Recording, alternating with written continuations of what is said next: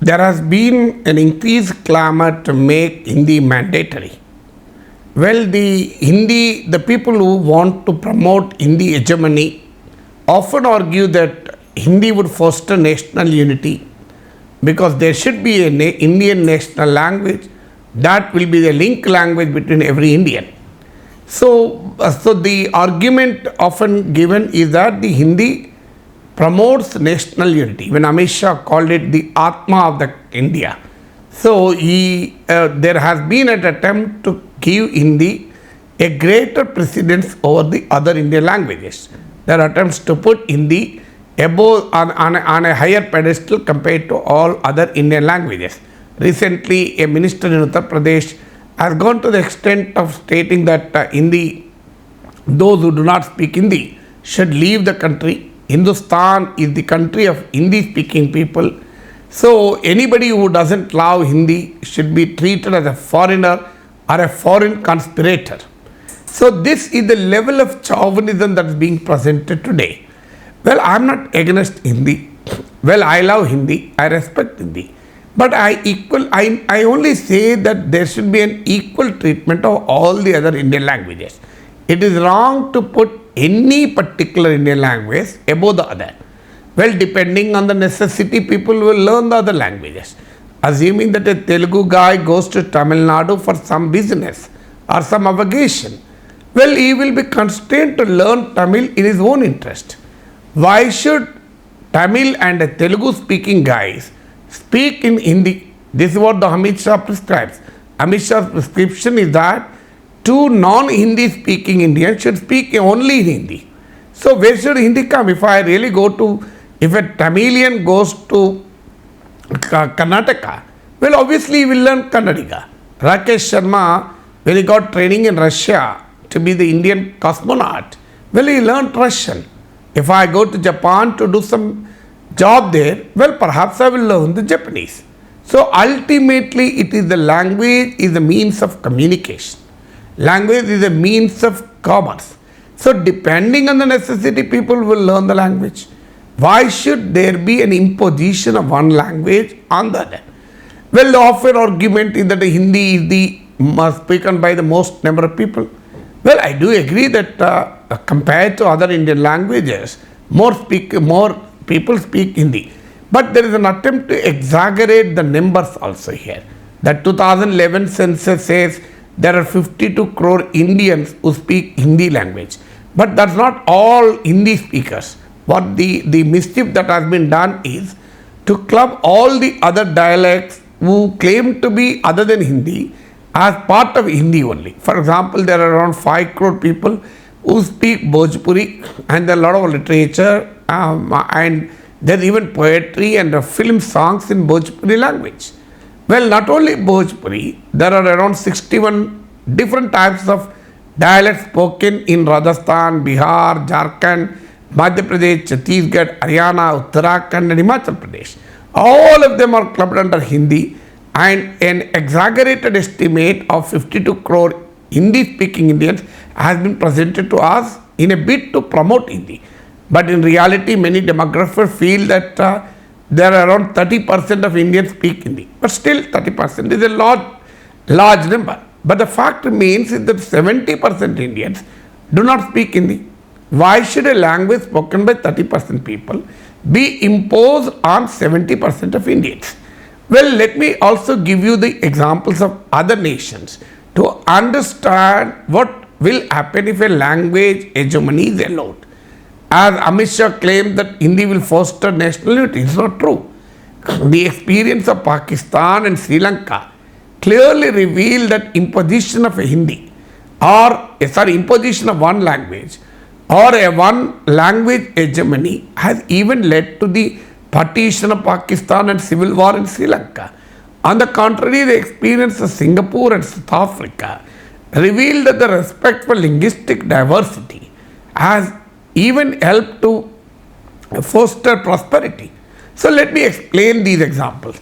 In India, the constitution says Hindi and English will be official languages, and this arrangement with English will continue perhaps for another 15 years. So, but when the period was over and Hindi is supposed to become the sole official language, there has been a massive protest in Tamil Nadu and non-Hindi speaking areas over the fears of imposing Hindi.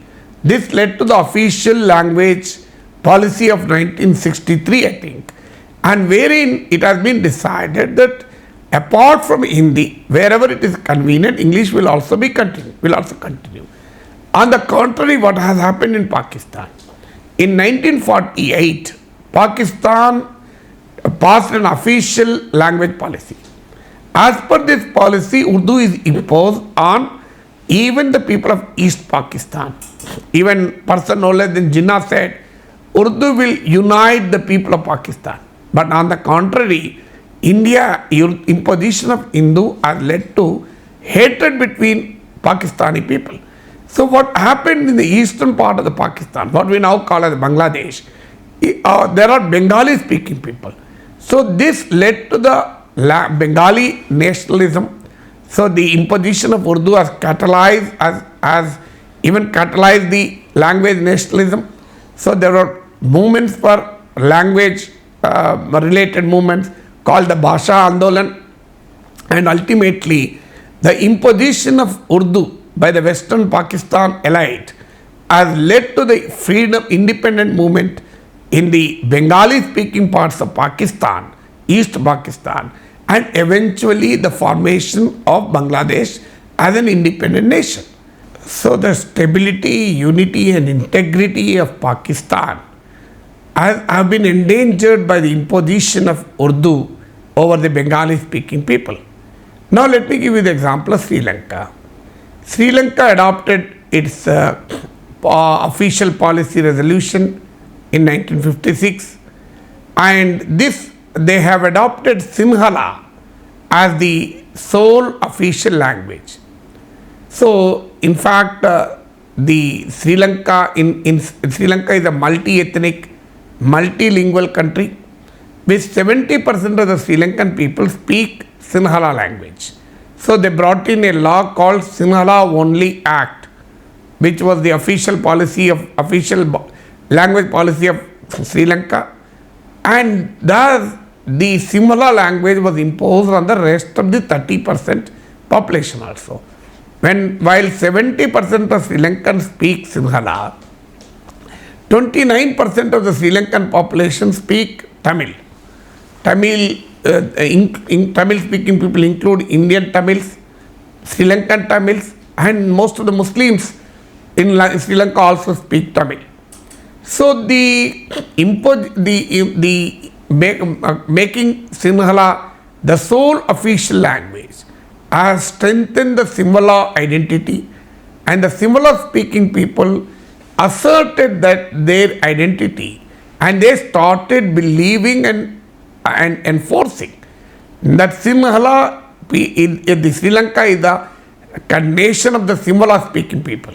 So like the UP minister who says Hindustan is the nation of the Hindi speaking people, the Sinhala speaking people started arguing that Sri Lanka is the country of the Sinhala speaking people. This led to the alienation of the Tamil people, and ultimately there was a demand for a separate Tamil Elam, and the rest of the developments we know, it's a part of the Sri Lankan history. There was an LTTE movement, etc., etc. So the imposition of Sinhala language had threatened the unity and integrity of Sri Lanka. Well, I have given you the example of Pakistan and Sri Lanka. Let me give you the example of Singapore and South Africa, which are quite contrary to the Pak and Sri Lankan experience. Singapore consists of multi-ethnic and multilingual people. There are three major languages: Chinese, Malay, and there are Indian languages speaking people. So these are three major streams of Singaporean society. So during the formative phase of Singapore, when Singapore became an independent country, there has been a demand to make Chinese the official language of Singapore. In 1965, a delegation of the Chinese Chamber of Commerce has even met the then founder president of Singapore and the architect of modern Singapore, Lee Kuan Yew, and requested him to make Chinese the only official language. The demand was rejected. English was made the official language, and today Singapore, which imports even water and mud, is the hub of global business. I'll give you another example of South Africa. South Africa is also a multi-ethnic, multilingual, multicultural society. South African national anthem includes 5 languages, including English. The other languages like Afrikaans, Zulu, etc. So the South African national anthem is unique in the world, which is in 5 languages. Today, South Africa is an emerging leader in African continent.